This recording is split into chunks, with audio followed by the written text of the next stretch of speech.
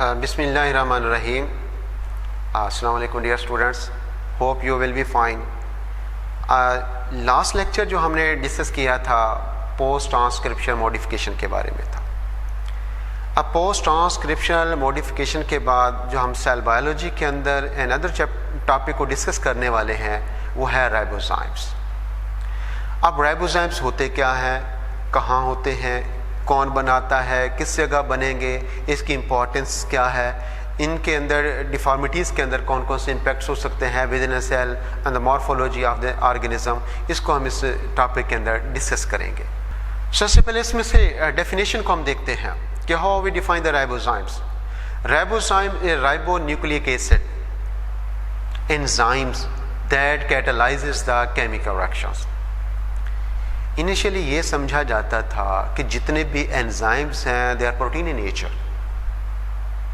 1980s में जब ribozyme को डिस्कवर किया गया तो इसमें से आइडिया ये हुआ कि जो सारे एंजाइम प्रोटीन इन नेचर नहीं हुआ करते, कुछ एंजाइम ऐसे भी हैं जो आरएनए नेचर हैं.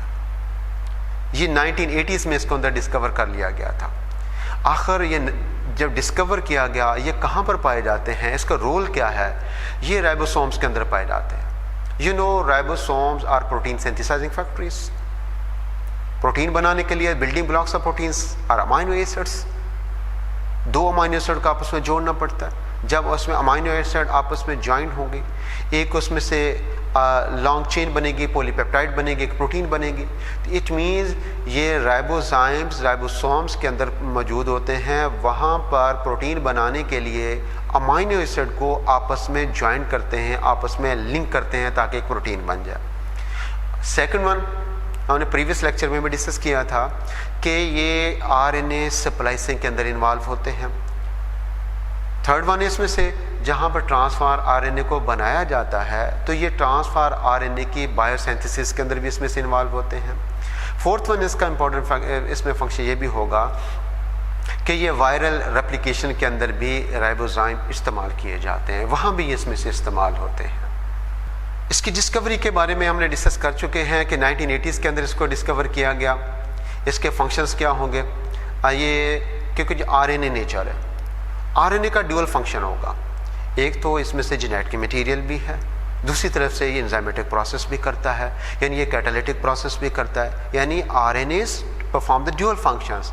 On the one hand they are the genetic material, other hand इसमें से कैटालिटिक एक्टिविटी परफॉर्म भी इसमें से की जाती है. अब इसमें RNA played a very crucial role in the evolution of self-replicating system. That is self-replicating system. It is called the RNA words hypothesis. इसको कहा जाता है. Scientists believe that it is the remnants of the ancient word. यानी ancient word वो word जिसमें RNA exist करता था. RNA पहले बना है, उसके बाद प्रोटीन इवॉल्व हुई हैं. प्रोटीन की एवोल्यूशन इसमें से RNA के बनने के बाद हुई हैं. उस वक्त ये उसका कहा जाता है, ऐसा बिलीव करते हैं. ये जस्ट हाइपोथेसिस है, ज़रूरी नहीं ये बात करेक्ट भी हो, एक्यूरेसी भी इसके अंदर हो कि उसमें से उस ओल्ड वर्ड का जिसमें आरएनएस पाए जाते थे ये किसी आरएनए का रेमिनेंट है जिसके अंदर ये कैटालिटिक एक्टिविटी पाई जाती है. अब इसमें से ये जो वर्ड था आरएनए वर्ड, इसमें से ये before the evolution of protein था कि जब उसमें से आरएनए मौजूद था, after that there is the evolution of protein take place. फिर उसमें क्या हुआ, वो फंक्शन जो आरएनएस ने परफॉर्म करने थे वो फंक्शन किसने परफॉर्म करना शुरू कर दिया, प्रोटीन्स ने. आखिर ऐसा क्यों हुआ, that is for example process of cleavage, process replication, DNA molecule ligation. ये प्रोटीन की डिस्कवरी के बाद इसमें यह प्रोसेस हुआ कि प्रोटीन ने कैटालिटिक एक्टिविटी आरएनएस की निस्बत बेटर वे में परफॉर्म करना स्टार्ट कर दी. तो इस वजह से जितने भी आरएनएस के फंक्शन थे जो कैटालिटिक एक्टिविटी के थे वो प्रोटीन ने हैंड ओवर कर लिए. Synthetic ribozymes. अब देखा जाए जो सिंथेटिक राइबोजाइम है, बहुत सारे सिंथेटिक राइबोजाइम बन चुके, लेबॉर्ट्री के अंदर उसको बनाया जा चुका है. और इसमें से ये जो राइबोजाइम्स होते हैं ये अपनी कैटालिटिक एक्टिविटी खुद करते हैं, अपनी बायोसिंथेटिक एक्टिविटी भी इसमें से खुद करते हैं. फॉर एग्जांपल उसमें से आरएनए पॉलीमरेज राइबोजाइम्स है. और scientist develop and improved variants of around 18 polymerase ribozymes from 2001, यानी उसमें मल्टीपल वेरिएंट थे, उसको डिस्कवर किया जा चुका है। फॉर एग्जाम्पल जो वेस्ट वेरिएंट है सिंथेटिक राइबोजाइम का B6.61, एक इसमें से राइबोजाइम है। ये 20 न्यूक्लियोटाइड्स को प्राइमर टेम्पलेट के साथ उसमें से ऐड कर सकता है विद इन 24 आवर्स, कि 24 आवर्स के अंदर उसमें से ये परफॉर्म कर सकता है। After the attachment of the 20 nucleotide to the primer, ये ऑटोमेटिकली क्या हो जाएगा, डिकम्पोज हो जाएगा। एक इसमें से सिंथेटिक हैमरहेड राइबोजाइम है। इसको नेम ऐसा क्यों दिया गया? नेम इस वजह से दिया गया कि इसका जो सेकेंडरी स्ट्रक्चर है वो हैमरहेड से जिम्बल करता है, तो दैट्स वाई इसको हैमरहेड राइबोजाइम का नाम दिया गया। और जो हैमरहेड है ये सेल्फ स्प्लाइसिंग राइबोजाइम है। बेस्ट अंडरस्टूड सब कैटेगरी है ये राइबोजाइम की, यानी राइबोजाइम मेजर है, उसकी बेस्ट कैटेगरी है। इट्स एंटीसेंस आरएनए भी इसको कहा जाता है कि ये एंटीसेंस इसमें से आरएनए है। कुछ उसमें से राइबो न्यूक्लियोटाइड्स हैं with in a sequence selectively form the base pair with others. इसके अंदर कुछ कंप्लीमेंट्री बेस पेयरिंग होगी, यानी इसमें से दो तरह के इसमें से पार्ट मौजूद होंगे। एक वो पार्ट उसका मौजूद होगा जो कि लीनियर होगा, इसका वो पार्ट होगा जो उसके लूप की फॉर्म में इसमें से होगा। जो उसमें से लूप होगी वो कंप्लीमेंट्री नहीं होगी, कि उसमें से लूप का स्ट्रक्चर इस तरह से उसका बनता है, उसमें लूपिंग बनती है, उसमें न्यूक्लियोटाइड कंप्लीमेंट्री नहीं होते। जो उसका स्टेम होता है जो कि मल्टीपल हो सकते हैं, उसमें जो न्यूक्लियोटाइड्स होंगे वो एक दूसरे के साथ कंप्लीमेंट्री आ जाएगा, वो एक दूसरे यानी उसमें से एडेनिन है, एडेनिन के साथ उसके साथ यूरासिल की अटैचमेंट हो जाएगी। जो लूपिंग उसमें से होगी, लूपिंग के साथ अलग-अलग न्यूक्लियोटाइड पाए जाते हैं। मल्टीपल स्टेम किसी भी राइबोजाइम के अंदर एग्जिस्ट कर सकते हैं। यू कैन लुक हियर, इसको देखें आप, यहाँ पर उसमें से एक एनिमेशन में ये बात रिप्रेजेंट कर दी गई है। एक उसका लूपिंग पार्ट है, दूसरा पार्ट जो राइबोजाइम का है वो उसका स्टेम पार्ट कहलाता है। लूपिंग पार्ट के अंदर किसी किस्म की कंप्लीमेंट्री न्यूक्लियोटाइड अटैच नहीं है, लेकिन जहाँ पर उसको स्टेम को रिप्रेजेंट किया, स्टेम के अंदर उसमें से कंप्लीमेंट्री बेस पेयरिंग पाई जाती है। एंड अदर डायग्राम में इसके अंदर देखें, यहाँ से उसमें से स्टेम 1 है complementary, stem 2 complementary base pairing, stem 3 इसमें भी कंप्लीमेंट्री बेस पेयरिंग पाई जाती है। और इसमें से जो दूसरा पार्ट उसका पाया जाता है जिसको हम कहते हैं यू टर्न है या उसका लूप है, वहाँ पर किसी किस्म की कंप्लीमेंट्री बेस पेयरिंग नहीं पाई जाती। ऐसे लोअर डायग्राम के अंदर इसमें से देखें, यहाँ से इसमें से राइबोजाइम का उसमें से एक्शन का एक साइक्लिंग प्रोसेस दिया हुआ है। पहले राइबोजाइम अटैच होगा, अटैच सबस्ट्रेट के साथ अटैच होगा, अटैच करने के बाद फिर उसको वो कलीव करेगा, कलीव करने के बाद फिर उसको डिसोसिएट करेगा, यानी सबस्ट्रेट के साथ अटैच हुआ, उसको उसमें क्लीवेज उसकी कर दी, क्लीवेज करने के बाद उसकी डिसोसिएशन कर दी, डिसोसिएशन करने के बाद राइबोजाइम फिर फ्री हो गया। अब ये नेक्स्ट साइकिल को परफॉर्म करेगा। अब राइबोजाइम के यूजेस क्या हैं? बहुत सारे थेरेप्यूटिक एरियाज हैं जहाँ पर राइबोजाइम को यूज़ किया जाता है, और ये स्पेसिफिक आरएनए सीक्वेंस को कट कर सकता है। और जो सर्कुलर राइबोजाइम है जिसको वेराइड भी कहा जाता है, वो भी इसमें से एग्जिस्ट करते हैं, वो भी इसकी थेरेप्यूटिक वैल्यूज़ हैं। जिसमें से वेराइड्स हैं replicate by making copies themselves. Similarly जो राइबोजाइम्स होंगे इसको यूज़ किया जाता है टू ब्रेक आरएनए, वायरसेस को ब्रेक करने के लिए यूज़ भी किया जाता है। इन स्पाइट ऑफ दिस बहुत सारे और भी इसके अंदर इसमें से एग्जिस्ट करते हैं। जो जेनेटिक डिसऑर्डर्स होता है उसकी करेक्शन के लिए भी राइबोजाइम को यूज़ किया जाता है, ताकि वो पार्टिकुलर पार्ट को कट करे जो कि फॉल्ट क्रिएट करने का सबब बनता है। The second part of this lecture is a genetic code. Genetic code इसमें से क्या होगा, हम उसके बारे में डिटेल से डिस्कस करेंगे। What are the characteristics of the genetic code? Genetic code that is a sequence of 3 nucleic bases का एक सीक्वेंस मौजूद होगा जिसको ट्रिपलेट कोड भी कहा जाता है। यह डीएनए के अंदर मौजूद होगा जिसके अंदर जेनेटिक मैसेज को कॉपी किया जाता है। हमारा डीएनए उसमें है क्या चीज़, हमारे डीएनए के अंदर नेचुरल बेसिस पाई जाती है। तो डीएनए इन्फॉर्मेशन को कैसे स्टोर करता है, कैसे कॉपी करता है, किन की फॉर्म में कॉपी करता है, इस डीएनए के अंदर कोडिंग पाई जाती है। जो इन्फॉर्मेशन डीएनए के अंदर स्टोर फॉर्म में, कोडिंग फॉर्म में पाई जाती है, उन इन्फॉर्मेशन को जेनेटिक कोड कहा जाता है। अब हमारी बॉडी के अंदर जितने भी जीन जो ट्रांसक्राइब होंगे, उनसे ट्रांसलेशन होगी, उनसे प्रोटीन्स बनेंगी, उन मेजॉरिटी प्रोटीन्स के अंदर 20 अमीनो एसिड उसमें से यूज़ किए जाते हैं। जो डीएनए के अंदर जो इन्फॉर्मेशन आती हैं, जो डीएनए के इन्फॉर्मेशन कैपेबिलिटीज होती हैं, इन्हीं नाइट्रोजन बेसिस के अंदर पाई जाती हैं, इन्हीं कोडेड के फॉर्म में पाई जाती हैं। इन्हीं कोडेड इन्फॉर्मेशन आरएनए ट्रांसक्रिप्ट की फॉर्म में आता है, फिर उन्हीं कोडेड इन्फॉर्मेशन को ट्रांसलेट किया जाता है। ट्रांसलेट करने के बाद एक स्पेसिफाइड प्रोटीन को बना लिया जाता है। अब इसमें से ईच 3 बेस कम्बिनेशंस को कोडान कहा जाता है, यानी जो आरएनए के अंदर इंफॉर्मेशन जेनेटिक कोड डीएनए की तरफ से उसमें से आ रही थी, वो भी ट्रिपलेट फॉर्म में आई हैं। मैसेंजर आरएनए के ऊपर इंफॉर्मेशन भी ये ट्रिपलेट फॉर्म में आई हैं, उसको एक कोडान कहा जाता है। It is the sequence of 3 nucleotide on messenger RNA which specify a particular amino acid, उसको कोडान का नाम दिया जाता है। अब 64 कोडान पॉसिबल हैं, क्योंकि 20 अमाइनो एसिड फ्रिक्वेंटली प्रोटीन बनाने के अंदर उसमें से इन्वॉल्व होते हैं।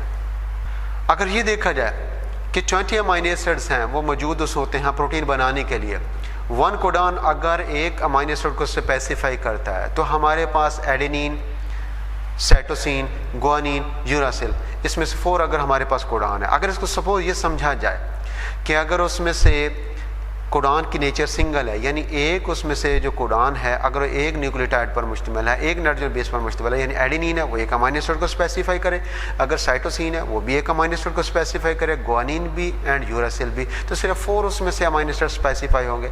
हमारे पास तो at least 20 different kinds of amino acid हैं जिनको स्पेसिफाई होना है। इट मीन जेनेटिक कोड की नेचर सिंगल नहीं है।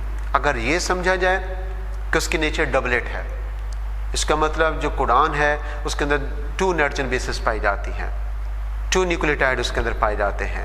अगर फॉर एग्जांपल इस डायग्राम के अंदर देखें, इसमें ए हो सकता है, AC हो सकता है, AG हो सकता है, AU हो सकता है। सिमिलरली 16 कोडान अगर डबलेट नेचर बनते हैं तो 16 कोडान पॉसिबल बन सकते हैं, लेकिन डबलेट नेचर भी उसमें से कुरान किया है, वो भी इस कंसेप्ट को स्पेसिफाई नहीं कर रही, वो भी इस कंसेप्ट के ऊपर पूरा नहीं आ रही, क्योंकि 16 कुरान हमारे पास बन रहे हैं। हमारे पास 16 कुरान 16 अमाइनो एसिड को स्पेसिफाई करेंगे, बट हमारे पास तो एटलीस्ट 20 अमाइनो एसिड्स हैं जिन्होंने प्रोटीन को बनाने में रोल प्ले करना है।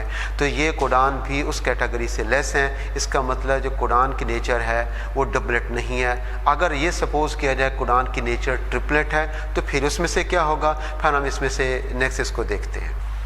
इस ट्रिपलेट नेचर को इसमें से देखा जाए, इसकी ट्रिपलेट नेचर हमारे पास इस जो टेबल रिप्रेजेंट किया गया 64 के करीब हमारे पास उसमें से कोडान बनते हैं। जो 64 कोडान बनते हैं इसका मतलब है कि 20 अमाइनो एसिड, अगर एक अमाइनो एसिड्स को यानी एक कोडान की ट्रिपलेट नेचर है, ट्रिपल न्यूक्लियोटाइड उसमें से पाए जाते हैं। हमारे पास 64 कम्बिनेशन पाए जाते हैं। अगर एक अमाइनो एसिड को 3 उसमें से स्पेसिफाई करते हैं 20 के लिए 60 उसमें से हो जाते हैं, बाकी 4 कोडान उसमें से और एडिशनल बच जाते हैं। उन कोडान को क्या नाम दिया जाता है वो हम इसमें से बताते हैं कि उसमें से कुछ टर्मिनेशन कोडान्स होते हैं, कुछ उसमें से इनिशिएटिंग कोडान उसमें से होंगे। जेनेटिक कोड की नेचर को देखते हैं। डीजेनेरेसी जेनेटिक कोड क्यों कहा जाता है?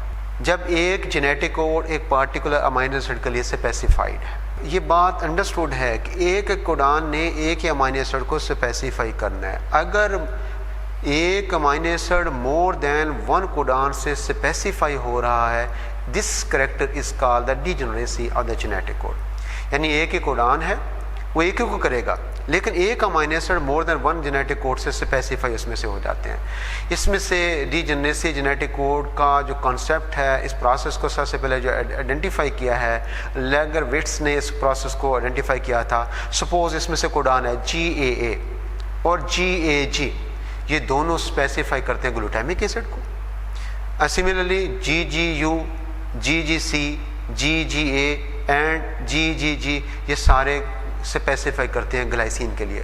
लेकिन एक कोडान ने सिर्फ एक ही अमाइनो एसिड को स्पेसिफाई करना है। मल्टीपल उसमें से जो एक अमाइनो एसिड होगा वो मल्टीपल कोडान से स्पेसिफाई हो सकता है। अब जो टोटल हमारे पास 64 कोडान बने, 60 कोडान ने उसमें से -20 अमाइनो एसिड को स्पेसिफाई कर लिया।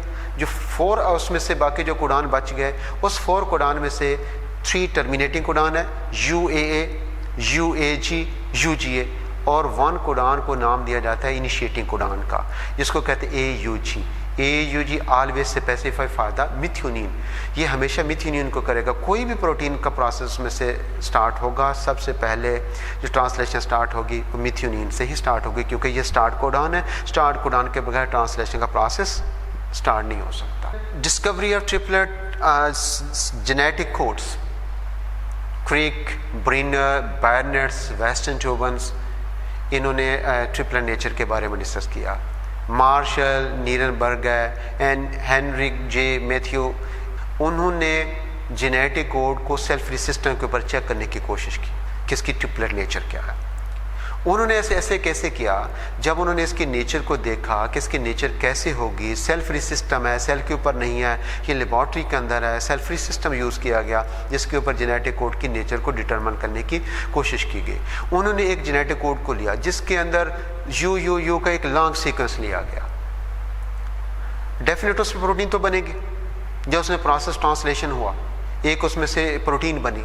उस प्रोटीन को जब देखा गया, उस प्रोटीन के अंदर सिर्फ फिनाइल एलानिन ही मौजूद था, क्योंकि यू सिर्फ कोड करता है फिनाइल एलानिन को।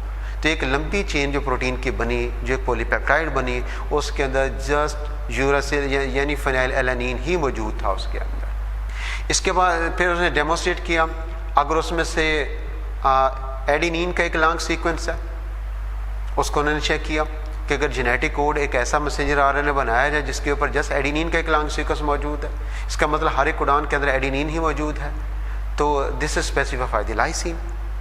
तीसरा, अगर उन्होंने साइटोसिन को भी चेक किया, सारे कोडॉन को इस तरह से चेक किया, इस तरह हरबिंद, गोबिंद खुराना और अदर को वर्कर्स को इसकी डिस्कवरी के बेस के ऊपर उसको नोबेल प्राइज़ भी अवार्ड किया गया था। इस लेक्चर में भी हमने जेनेटिक कोड के बारे में, राइबोजाइम के बारे में डिस्कस किया, उसकी नेचर के बारे में। होप सो कि आप लोग इसको अच्छी तरह समझ लेंगे, आप लोगों को इसकी बेहतर समझ आएगी। Thank you very much.